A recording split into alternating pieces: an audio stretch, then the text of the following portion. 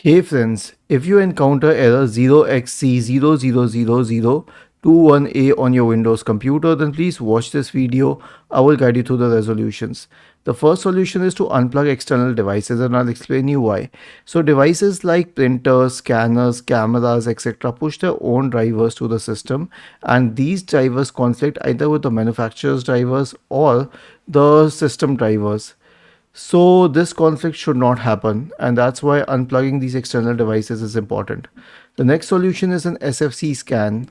Search for command prompt in the Windows search bar and click on Run as Administrator in the right pane to open the elevated command prompt window.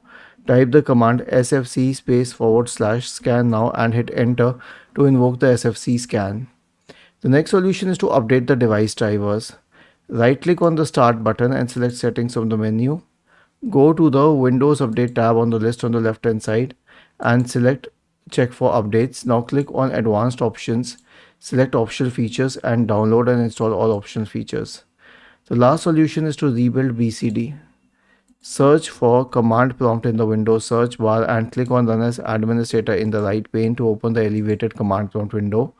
Copy this command there or type it bootrec /rebuild BSoD and hit enter.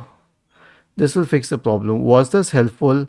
If yes, then please subscribe to the channel, and if not, then let us know in the comment section of this video on how we could help you further. Thank you for watching this video and have a nice day.